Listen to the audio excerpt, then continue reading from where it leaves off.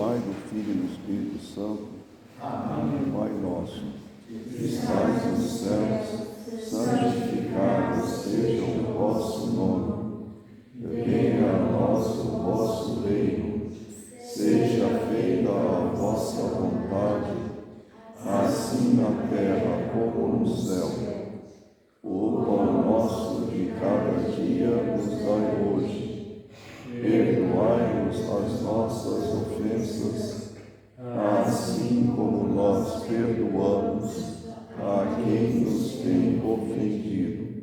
E não nos deixeis cair em tentação, mas livrai-nos do mal. Ave Maria, cheia de graça, o Senhor é convosco. Bendita sois vós entre as mulheres, e bendito é o fruto do vosso ventre, Jesus. Santa Maria, Mãe de Deus, rogai por nós, pecadores, agora e na hora de nossa morte. Amém. Nós, com prolepia, benedicite. Então, nós chegamos à última etapa, à última sessão. E aí eu me lembro do retiro inaciano que eu fiz em Itaporanga, para ver se eu devia ser ordenado ou não. E aí o último dia do retiro, que era muito pesado, né? Era retiro individual, o padre Xavier Enciso estava me apertando bastante. Aí ele falou para mim, ele dava sempre na véspera, à noite, a meditação para o dia seguinte. Aí a meditação era sobre as alegrias do Senhor ressuscitado. Mas aí ele falou assim, mas não é para se alegrar porque vai terminar o retiro, não, é porque as alegrias do Cristo ressuscitado. Então, vocês estão alegres hoje porque vai abrir o pombal, vai voar, não é? Mas tá certo. Então, vamos nos alegrar com o Santo Enredo, né? Mas não é para alegrar com que terminou o trabalho, não. Bem, então vamos ver aqui. O Santo... Nós vimos, e vamos terminar de ver, praticamente todo o livro, mas em leitura em diagonal, pegando só o que é assim, que mais significativo. E com isso fica aberto o caminho para os senhores fazerem uma leitura, uma verdadeira Lexio Divina com esse livro aqui. Tem todo o caminho espiritual aqui para a gente aprender e viver. Então vamos ver aqui. O Santo Enredo tinha dito na sua carta que primeiro, o livro tem 3 partes, são 3 livros, né? O primeiro livro vai falar na excelência da caridade, já passamos. Depois o segundo livro, ele vai responder. Então, primeiro ele mostra a excelência da caridade, mostrando a sua dignidade e reprovando o que constitui o seu contrário, né? As forças, os apelos contrários à caridade. No segundo, responde às lamentações fúteis de alguns, quer dizer, aquela questão da polêmica, da crítica, observância cisterciense. E a resposta é que sem essa observância, sem essa austeridade, não se atinge a caridade, né? E que o peso das observâncias vem da falta justamente de caridade no coração. Você ainda sente o peso da concupiscência, de outros atrativos. Então, mas quando predomina a caridade, então o fardo se torna suave, né? E o jugo do Cristo leve. E aí a terceira parte é o modo como deve ser praticada a caridade. Então, nós já começamos isso, né? E agora vamos terminar o modo como se pratica a caridade. Então, ele vai falar em 3 ordens. A ordem natural, a ordem necessária e a ordem voluntária. Vamos ver o número 76 na página,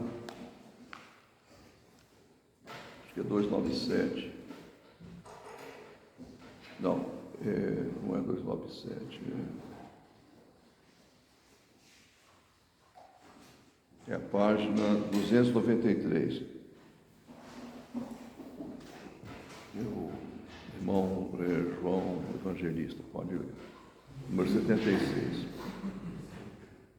Começando a tratar da medida da vida humana, mostra-se qual seja a sobriedade para observar na ordem natural. Lembra que ele tinha falado no Tito, né? Vivamos esta vida em sobriedade, justiça e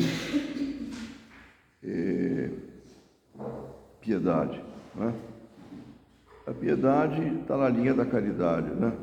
Já é uma coisa especificamente cristã. Então vamos lá.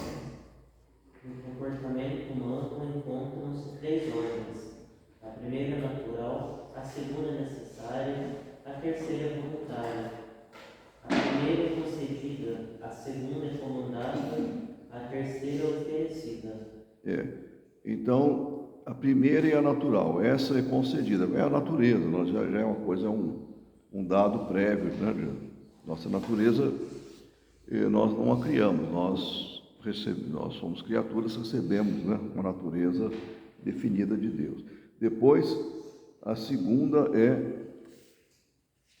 é comandada, quer dizer, é uma por força de um mandamento, por força de uma recomendação.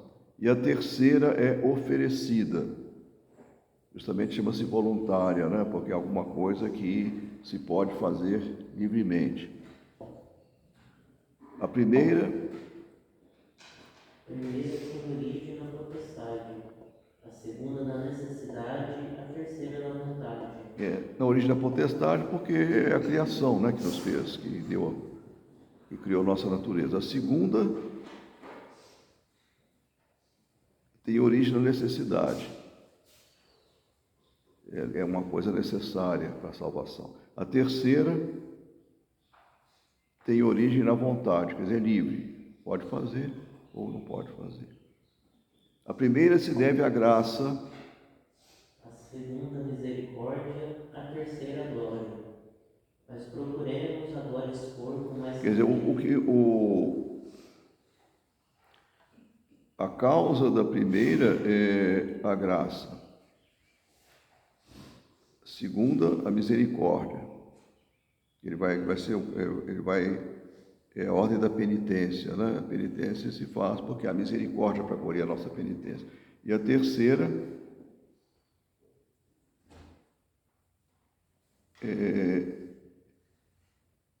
é porque ela vai ser premiada, né, com a glória, essa ordem voluntária. Mas procuremos agora expor com a mais clareza possível aquilo que se deve dizer individualmente sobre essas três ordens.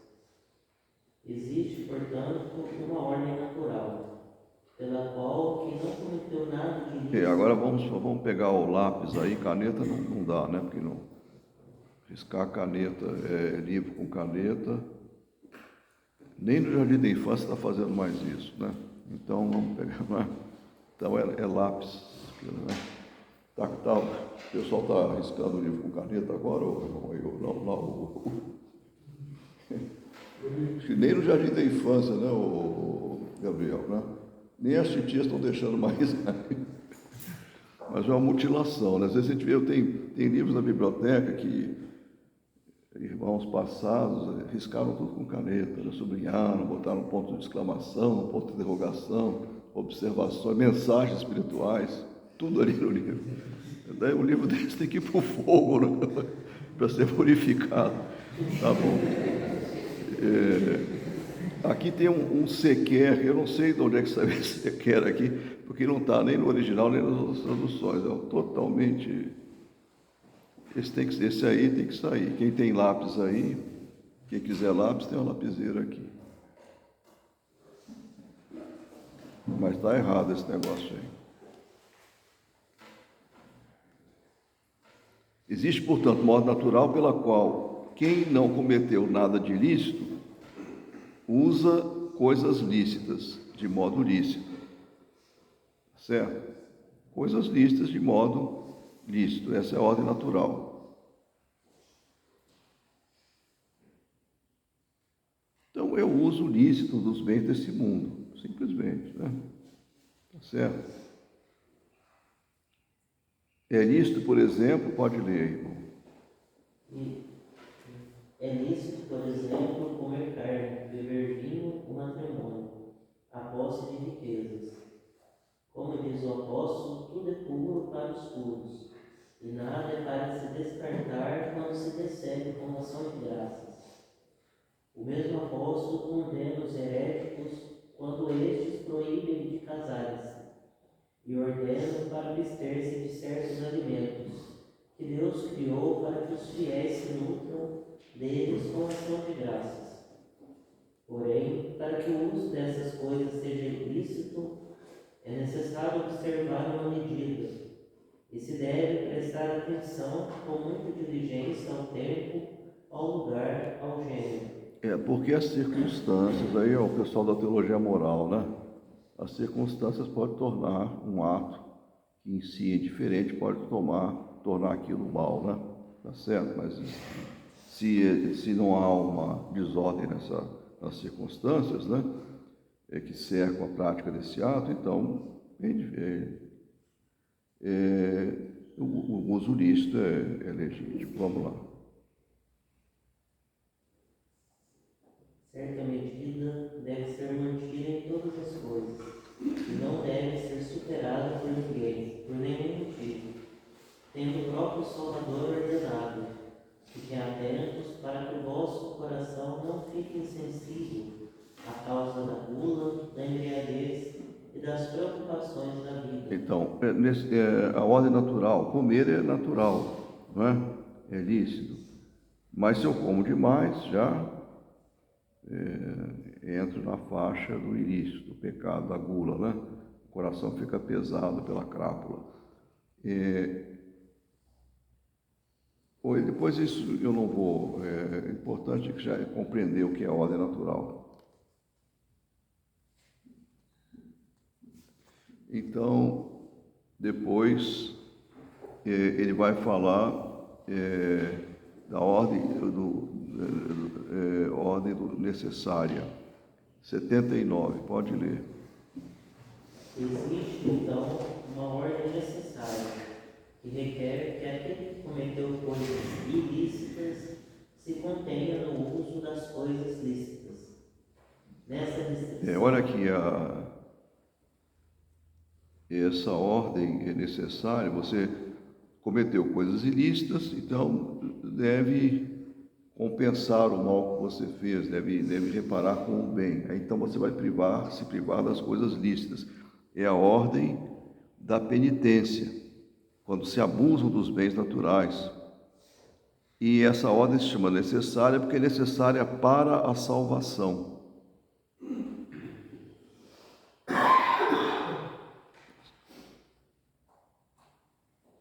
Tá certo? Se não fizer...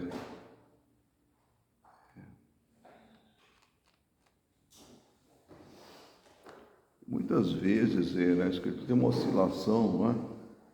Entre penitência e conversão. Convertei-vos e crede no Evangelho, mas já se dizia também fazer penitência e crede, porque as duas coisas estão muito ligadas, né?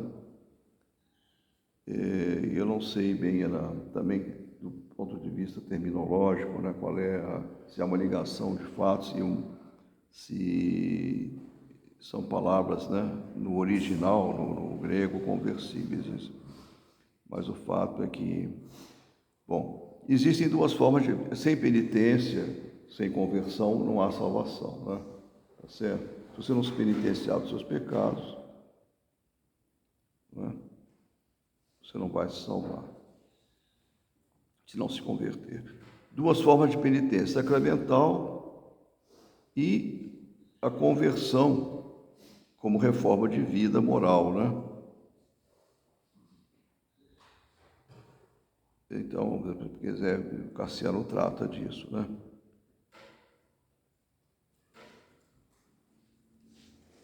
Então, está entendido por que é ordem necessária? Porque é preciso, quando se faz o ilícito, é preciso fazer penitência.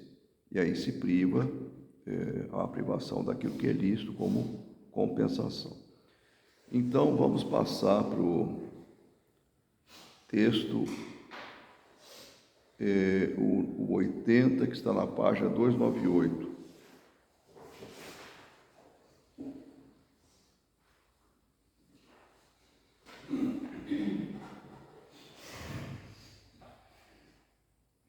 Segue a ordem voluntária, que devemos agora examinar.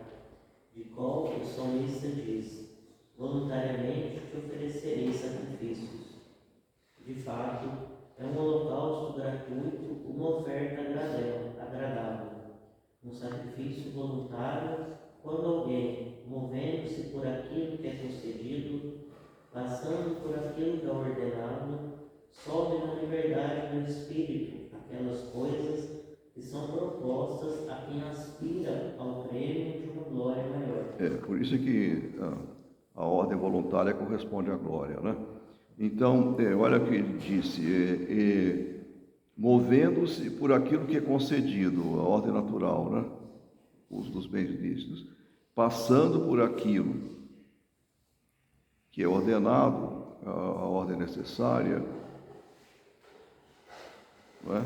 É preciso fazer penitência quando se peca, e se sobe a liberdade do espírito, aquelas coisas que são propostas a quem aspira, é ordem voluntária, alguma coisa que não seria necessária, mas que se faz da liberdade, se faz da gratuidade da liberdade. Vamos a este ápice da perfeição, o próprio Salvador convida os mais fervorosos. Se queres ser perfeito, diz: vai, vende tudo que tens e dá aos pobres, depois vem e segue-me. E em outro lugar, existem eunucos, diz, que se tornam assim pelo reino de Deus. Quem puder entender, entenda. Por isso a renúncia ao mundo, o propósito de castidade, a profissão de uma vida mais severa, são contados entre os sacrifícios voluntários. Então está aqui a vida monástica, né? Profissão monástica. A vida monástica não está na ordem do necessário, está na ordem do voluntário. Esse aqui, depois os desdobramentos, que nós não vamos ver todos, e o padre, não sei se em algum lugar ele comentou, aqui nas conferências não, mas é muito semelhante ao tratado do preceito da dispensa, que tem aqui uma discussão, é o capítulo 35, né? É uma carta com indagações, é muito parecido, muito mesmo parecido com as respostas que São Bernardo dá, também indagações, no pequeno tratado do preceito da dispensa. Quando lerem isso aqui, eu aconselho a ler paralelamente depois. Aliás, o tratado da dispensa, do preceito da dispensa, ele assim não é muito divulgado, não é muito falado, não tem muita assim, votação, né? Assim, daqueles que estão iniciando, ou enfim, quem conhece assim, menos profundamente São Bernardo não vai lembrar desse tratado, mas ele é muito importante, sobretudo para nós monges, porque ele diz coisas muito bonitas ali, muito elevadas, né?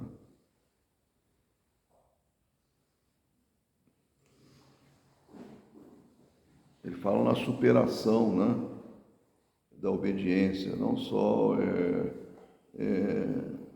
uma obediência ligada ao amor, se deve obedecer até além da própria regra, mas, bom, isso é outro assunto, né? Vamos lá. Então,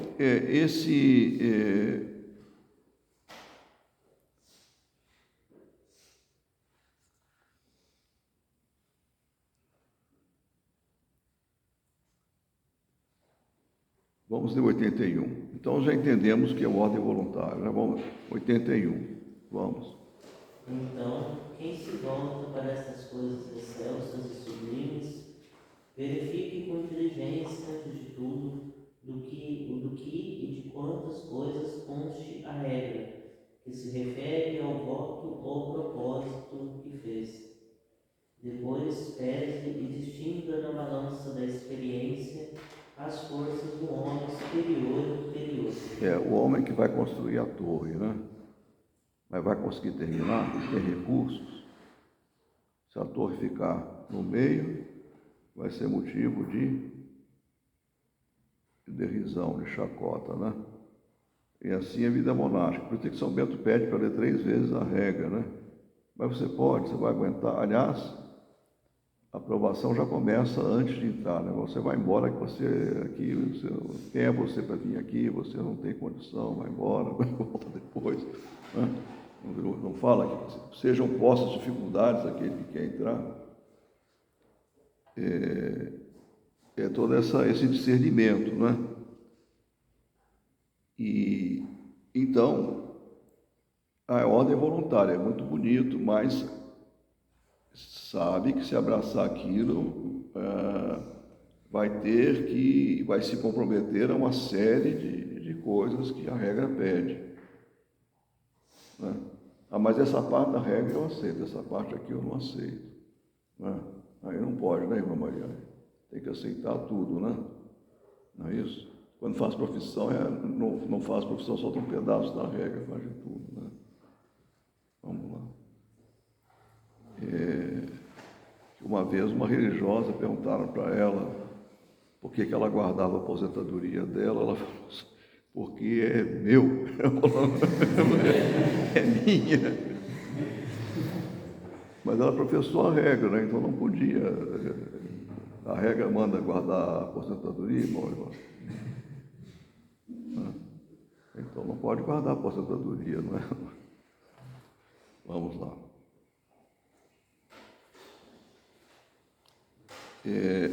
Então continua. Experiência, forças do homem interior e exterior. Vai ter que pegar no pesado interiormente e exteriormente. Vai ter que carregar toco e sofrer muitas humilhações, né? Vamos lá. Pode continuar. Chama interiores aquelas forças com as quais deverá exercitar-se todo dia na guerra das tentações. Forças exteriores aquelas que lhes servem para suportar com incansável generosidade o peso das fadigas físicas. Porque a vida monástica vai ter fadigas físicas, né? É isso. Eu também tenho uma história lá de Tararé, que é uma religiosa, que o convento dela foi fechado, ela era contemplativa, aí eles deram uma parte para cada uma, porque o convento fechou, né? Não podia obrigá-las a ir para lugar nenhum, mas aí uma foi lá em Tararé, 2 foram.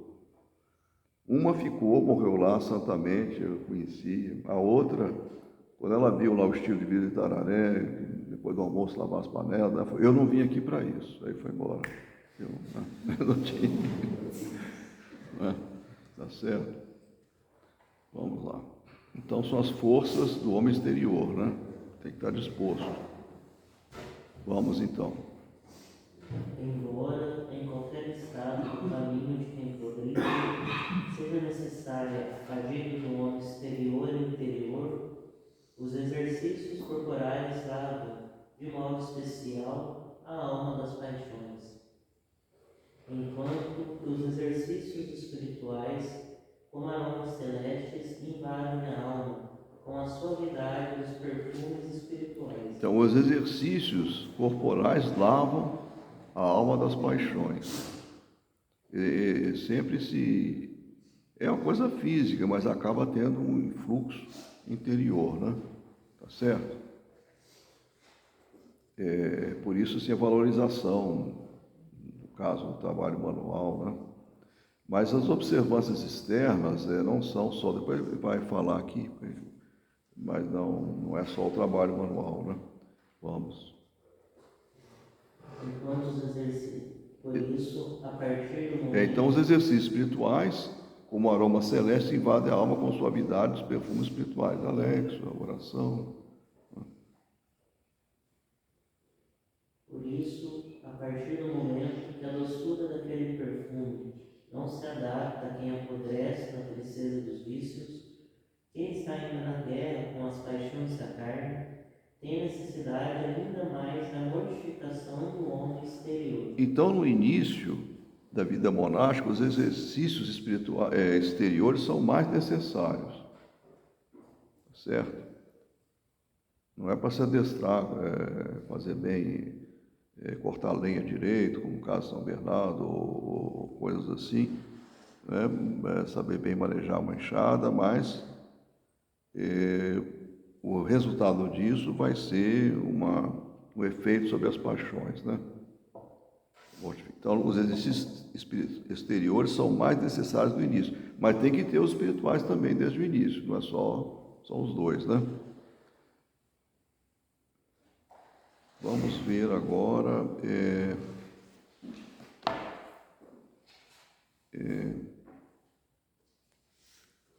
o número, a página 310, número 96.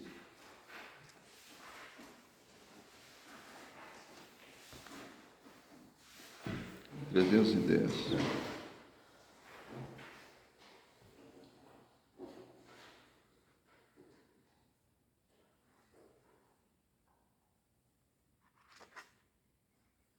Pode ler.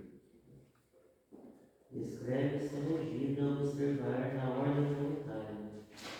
Então, quem aspira aos vértices da perfeição, antes de tudo, tem o seu olhar constantemente fixo sobre a caridade, na qual consiste toda a plenitude da perfeição.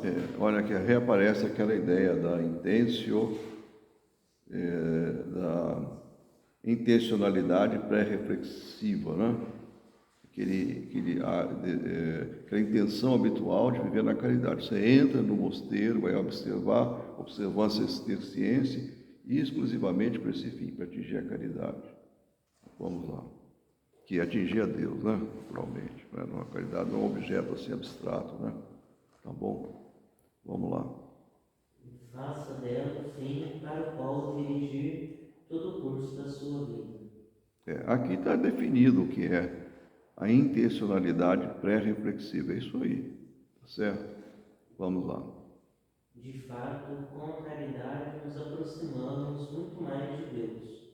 Ou melhor, aderimos a Ele, nos conformamos a Ele. Depois, sobre o caminho que Ele prescreve a norma, que prometeu e professou observar, possa atender à plenitude dessa caridade, com incansável entusiasmo do Espírito. Agora estou entendendo por que o livro chama Espelho da Caridade, porque é levar, vai mostrar o que é a caridade. Está espelhado aqui, em todo esse discurso. Aí eu me confronto, né? Eu olho lá, está a caridade aqui, eu me vejo, mas não é a minha imagem, né? Eu estou muito diferente daquilo ali, porque eu não tenho caridade, né? Tá certo? Mas eu olho ali e vejo o que está faltando na minha face para ficar igual a caridade. Não, irmão, tá certo? Você vai lá e olha, vê. Vamos lá. Para alcançar este fim, a abstinência combata, as vigílias prestem serviço, a leitura vigie e o trabalho cotidiano sui.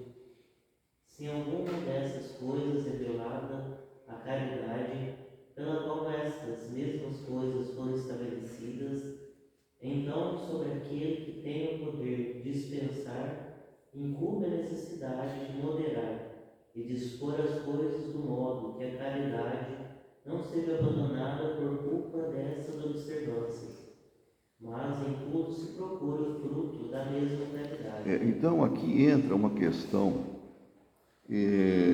assim, é uma continuação da resposta de Santo Eulredo, porque ele diz que o superior, de acordo com a regra, ele tem o poder da dispensa. Se alguma coisa não está levando à caridade, ele pode dispensar. Ele vai explicar melhor, mas esse é o princípio. A caridade não pode ser perdida de vista. Tá certo? Então, mais uma resposta àquela objeção. Não, mas a vida é muito pesada, essa vida é contra a caridade.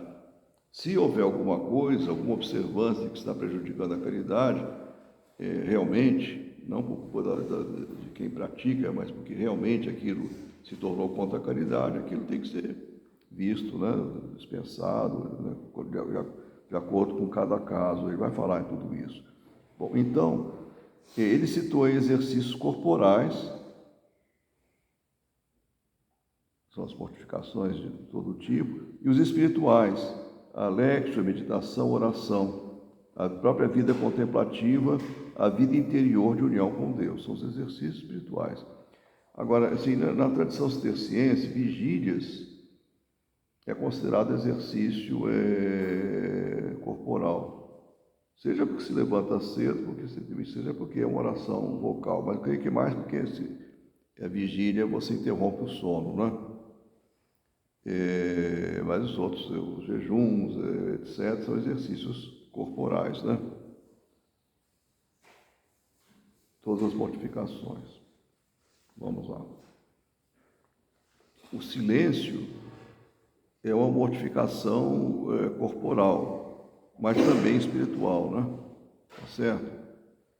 Contenção da fala, mas por outro lado se busca também alguma coisa espiritual com isso. Vamos lá. Esta, porém, não deve Mas assim, esta, porém, não deve chegar a descuidar nenhuma daquelas coisas que foram estabelecidas, ou a fazer confusão entre os tempos estabelecidos para certos exercícios. Só um instantinho, deixa eu ver aqui.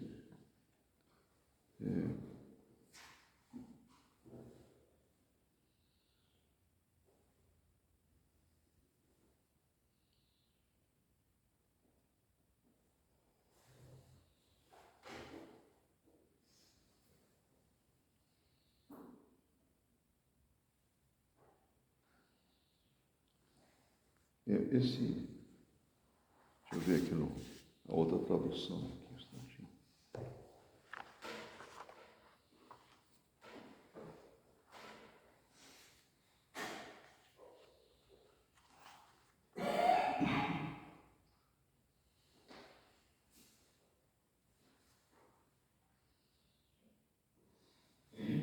Mas essa regulação pela caridade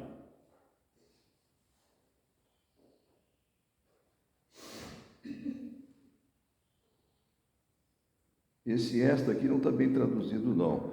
Quer dizer o seguinte, é que nessa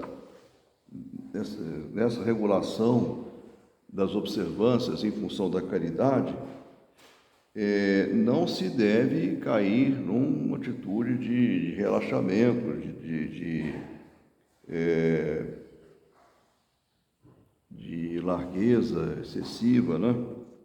Que descaracterize a vida. Então tem que entender bem, existe o poder da dispensa, mas não de dispensas arbitrárias que comprometam a meta.